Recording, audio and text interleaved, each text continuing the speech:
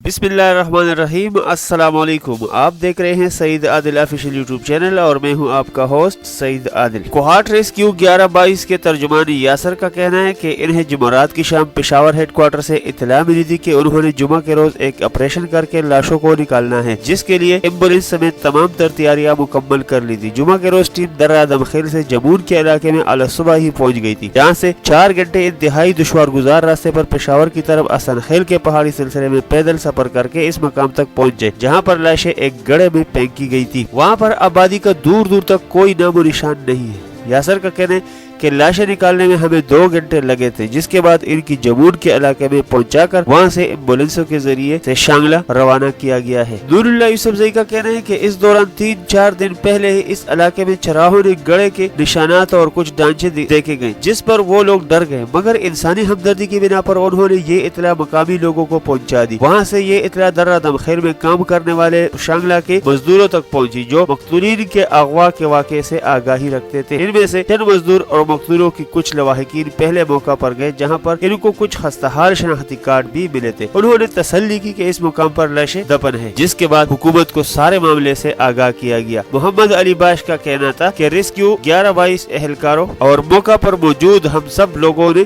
लाशों के एक आज़ा को इकट्ठा किया है। इनको प्लास्टिक के थैलियों में डालकर जमून के इलाके में पहुंचाया गया और वहां पर इनको ताबूतों में डाला गया था। हलाक होने वाले मजदूरों के साथ क्या वाकया पेश आया? लेबर यूनियन कौंसिल कोलमैन चराट के जनरल सेक्रेटरी नूरुल्लाह यूसुफजई का कहना था कि ये मजदूर फरवरी 2011 को लापता हुए थे, जिसके बाद इनका कोई भी पता नहीं चल सका था। उस वक्त से अब तक उनकी तलाश जारी थी। तहरीक इंसाफ शांगला के सदर वकार अहमद का कहना था कि उस वक्त 32 मजदूरों को दहशतगर्दों ने अगवा किया था, जिनमें 16 किसी न किसी तरह दुश्वार गुजार रास्तों से फरार होकर वापस पहुंचे और उन 16 मजदूरों ने वाक़ये की मुतालिक बताया था। दहशतगर्दों की जानिब से अगवा किए गए मजदूरों के लिए तावान भी तलब किया जाता रहा था। मेरा ख्याल है कि वो 60 लाख रुपए मांग रहे थे और ये तो मजदूर लोग थे, इतने रकम अदा नहीं कर सकते थे। कोयला खानों के मालिकान ने चंदा भी किया था, मगर उसके बाद अचानक अगवा करने वालों के साथ राबता मुनक़ता हो गए। उस वक्त दहशतगर्दों के खिलाफ जंग भी जारी थी, जिस बिना पर शायद उस वक्त मामलात आगे नहीं चल सके थे। अब इनकी लाशें बरामद हुई है। Ali Bash Pakistan central mine labour federation सूबा खैबर पख्तूनख्वा के सदर है। वो बताते हैं अगवा और हलाक होने वाले मजदूर दर्रा दमखेल के इलाके कालखेल में मजदूरी करते थे, वहाँ से इनको अगवा किया गया था। इनके लवाहिकीन तलाश जारी रखे हुए थे। पाकिस्तान के सूबा खैबर पख्तूनख्वा के जिला कोहाट के सब डिवीजन दर्रा दमखेल से 2011 में लापता होने वाले कोयले की कान के 16 मजदूरों की लाशें इंतहाई दूर दराज पहाड़ी सिलसिले असनखेल और जिला पेशावर से बरामद हुई। इन सब मजदूरों का ताल्लुक स्वात के इलाका शांगले से है। यूनियन कौंसिल रानियाल से ताल्लुक रखने वाले 5 लोगों का ताल्लुक एक ही खानदान से था, जिसमें 2 सगे भाई, 1 चचा और 2 आपस में कजन थे। हलाक होने वालों में एक और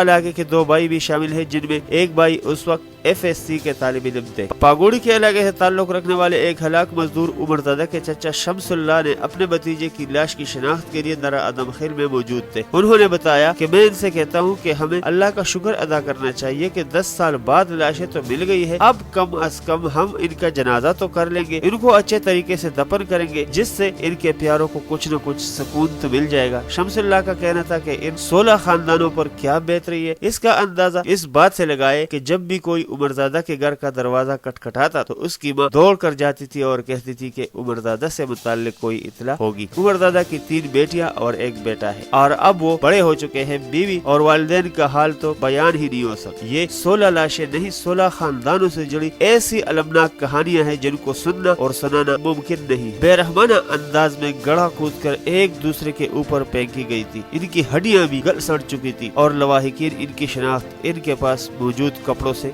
कर रहे थे। जब पहली लाश निकली तो करीब ही खड़े एक शख्स ने चीख मारी कि ये मेरा भाई है। उससे पूछा कि तुमने कैसे पहचाना? तो उसका कहना था कि मैंने टोपी से पहचाना। उस वक्त उसने अपने मोबाइल से भाई की तस्वीर निकाली तो वो उसमें ही वही सिंधी टोपी पहने हुए थे जो लाश से बरामद हुई थी। मोहम्मद अली बाश का कहना था कि वो शख्स चीख मार मार कर रो रहा था और कह रहा था कि मेरे भाई पख्तूनों की रवायती टोपी नहीं बल्कि सिंधी टोपी पहनना पसंद करते थे। मोहम्मद अली बाश का कहना था कि दूसरे शख्स ने अपने والد کی لاش کو ان کی مصنوعی دانت سے شناخت کیا تھا۔ وہ کہہ رہا تھا کہ والد صاحب نے میرے سامنے یہ دانت لگوائے تھے، اس لیے مجھے یاد ہے۔ ان کا کہنا تھا کہ ایک اور شخص نے اپنے بھائی کی شناخت اس کی چپلوں سے کی تھی۔ ان کے بھائی جب بلوچستان میں مزدوری کرتے تھے تو وہاں سے خصوصی طور پر اپنے لیے بلوچستان کی روایتی چپل لے کر آئے تھے جو انہیں بہت پسند تھی۔ ایک اور شخص کی لاش کو اس کے پاس موجود گڑی سے پہچانا گیا تھا۔ وہ گڑی انہیں سسرال کی جانب سے بطور شادی کا تحفہ ملی تھی۔ ایک اور شناخت انگوٹھی سے ہوئی تھی۔ اس انگوٹھی کو اپنے لیے خوشبختی کی علامت سمجھتے تھے۔ محمد علی باش کے مطابق یہ غریب لوگ ہوتے ہیں، ان کی خواہشات اور پسند کی اشیاء بھی بہت چھوٹی ہوتی ہے۔ یہ اپنی پسند کی اشیاء بہت سنبھال کر رکھتے ہیں اور ان کے قریبی عزیز بھی جانتے ہوتے ہیں کہ انہیں کیا پسند ہے۔ آج انہی اشیاء کی بدولت اپنے عزیزوں کی لاشوں کی شناخت کرنے میں کامیاب رہے ہیں۔ ہلاک ہونے والے محمد اعظم کا تعلق پیر آباد کے علاقے سے ہے۔ ان کی لاش ان کے بھائی نے وصول کی۔ محمد اعظم نے سوگواروں میں 2 بیٹیاں اور 1 بیٹا چھوڑا ہے۔ ان کے ماں باپ حیات ہیں۔ محمد اعظم کے بھائی امان الدین کا کہنا تھا کہ 10 سال گزر چکے ہیں مگر ان کی ماں اور بابی ایک لمحہ کے لیے بھی یہ تسلیم کرنے کو تیار نہیں ہوئے کہ اعظم اب اس دنیا میں نہیں رہے۔ میرا پورا خاندان اس کام سے منسلک ہے۔ ہم لوگ 8 بہن بھائی ہیں۔ اعظم سب سے بڑے تھے اور میں سب سے چھوٹا ہوں، جس بنا پر میں ابھی تک کام پر نہیں گیا ہوں۔ ان کا کہنا تھا کہ جب بھی کبھی وہ باہر جاتے یا باہر سے آتے تو ان کی والدہ اور بابی انہیں جواب طلب نظروں سے دیکھا کرتی تھی۔ ماں اکثر مجھ سے کہتی ہے کہ حکومت والوں سے پوچھ کر آؤ کہ اعظم کا پتہ چلا کہ نہیں۔ بابی نے کبھی کبھی نہیں پوچھا، شاید اس کی ہمت ہی نہیں ہوئی، یہاں تک کہ بچے اگر کبھی اس سے پوچھتے تو ان کو بھی ڈانٹ دیتی۔ قابل محمد لاڑی کے علاقے کے رہائشی ہے، وہ بھی ان 16 مقتولوں میں شامل ہے۔ ان کے چچا سراب کا کہنا تھا کہ ان کے بھتیجے کی شادی اپنے اغوا سے 2 ماہ قبل ہوئی تھی۔ شادی کے بعد وہ 1 ماہ اپنے گھر میں رہے تھے، جس کے بعد وہ کام پر چلے گئے تھے۔ سراب کا کہنا تھا کہ جس خاتون کے ساتھ قابل محمد کی شادی ہوئی تھی وہ بھی ان کی بھتیجی ہے۔ ماں باپ بہن بھائیوں کا دکھ اپنی جگہ، مگر اس کی اہلیہ نے 10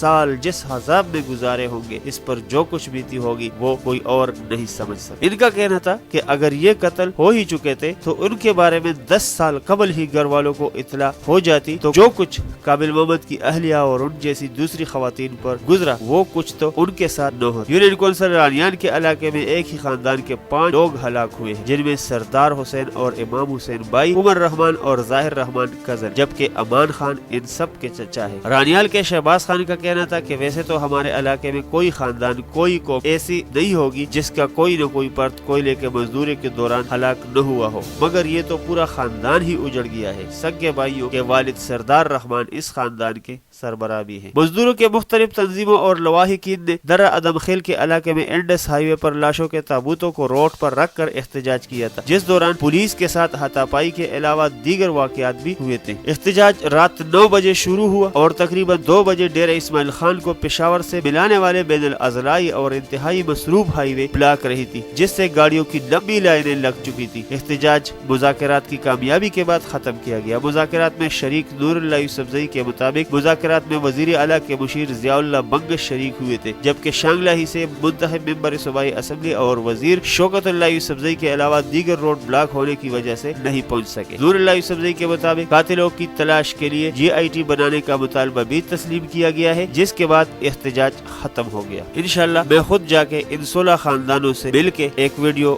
بناؤں گا۔ اگلی ویڈیو تک اپنے ہوسٹ سعید عادل کو دیجیے اجازت۔ اللہ حافظ۔